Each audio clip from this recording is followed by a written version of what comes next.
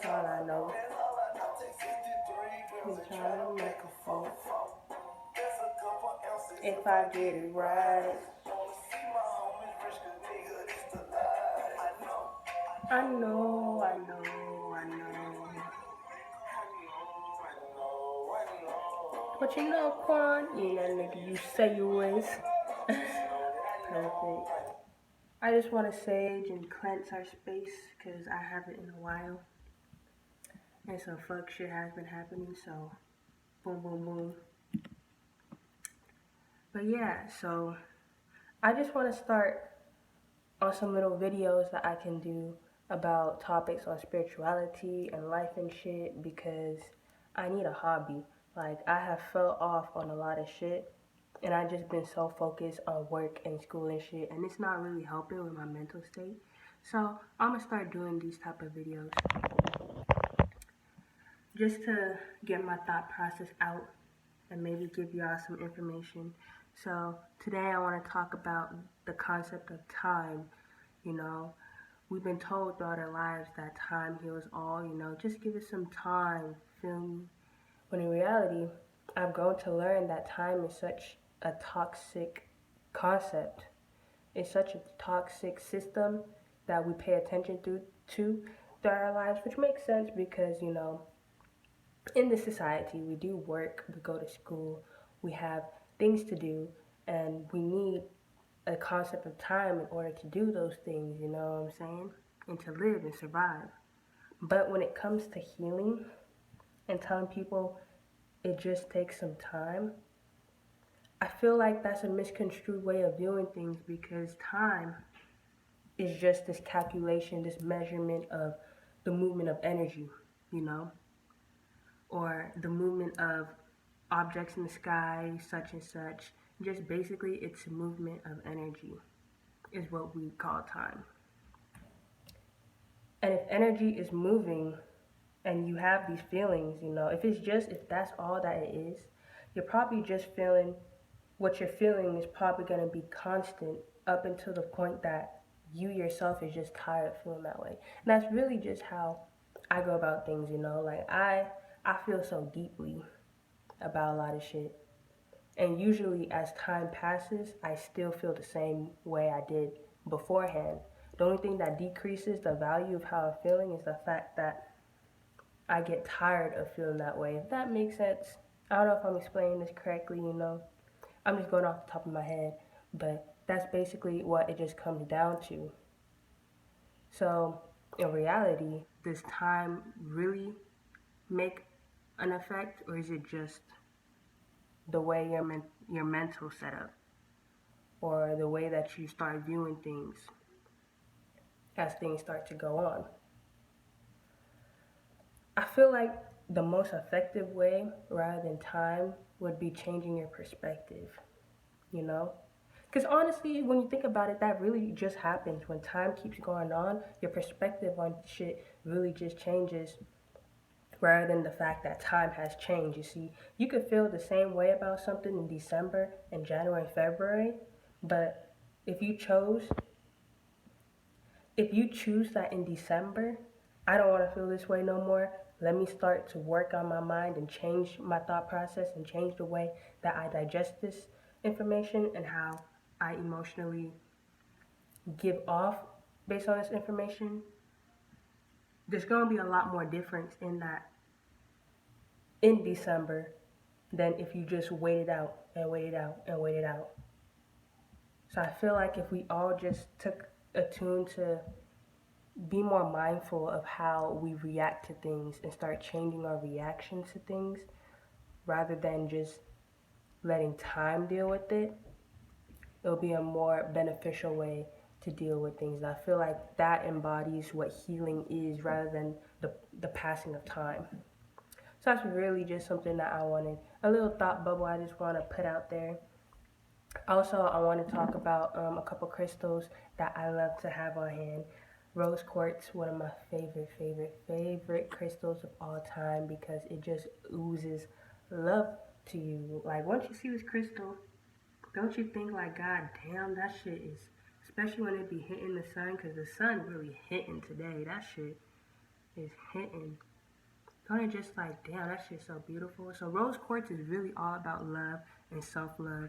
I feel like once you're going through something, like once you want to start paying more attention to yourself like I'm doing now, and the shit that you're doing, it's a good crystal to carry around in your pocket, in your backpack, in your purse, and things like that. So, yep, that's rose quartz. Definitely gonna buy a shit ton more of this crystal in different shapes and forms. I love it in this shape too, just because the point right here is a point of energy. So if you do something like, you know, get your energy on there and then do circles around on your palm, you can feel between that space, the space between the point and my palm, you can feel the energy there. So that's why I love so much about this shape in crystals. But yeah, as we talk about that, I also do want to pull out some cards. Alright, I actually do want to pull out some cards, you know, for the collective. Some cards for the collective. Yeah, okay, that's good right there. Using my Egyptian Throw deck because I love the pictures on it and I feel like it would just be resonating with me. It's my type of deck, you feel me? So let's shuffle, you know, what does the collective need to know? For this week in October, we are moving on to Scorpio season. And the moon is now in Leo, which I love, you know. I love when any planets are in Leo, just because that's my sign. Alright, let's see what we can get. So first we get the Tower card, which comes to me as if there's a lot of bullshit going on. This is probably my energy projecting onto this reading, but I'm getting that this Libra season, it's a lot of bullshit that has gone on. It's a lot of fire, it's a lot of destruction, you know. It can be with things around you, or it can be with just even yourself, your mental, your body, your soul, everything, just destructing. Let's see how we can deal with that. And I know when the Tower card comes up, it is one of the most negative cards to get, but it doesn't always mean it has to be in a negative concept. You know, maybe things just aren't going your way, or you're getting the feeling that something is falling apart. Now we get the opposite. We get blue. Blue signifies water, but this is also the Seven of Swords. What I get from this card, even though it says futility, what I get is perseverance, you know. The one sword standing up in front of all these other swords it attracts the most attention. And with that, the blue color in the background, which signifies wisdom and calming, and basically the energy that everything is going to be okay, is what's circling around this card. Yes, you do have the Tower situation. Shit seems like it's falling apart. Shit seems like it's not going the way that you want it to go. But once you encompass yourself, place yourself in that position as a sword, as undefeated, as someone who, like, your stance cannot be moved, you're going to persevere from this situation. Let's see, one last thing for the collective that I can get. Gotta watch the time, I got work in a bit. One last message that the universe has for you that is watching.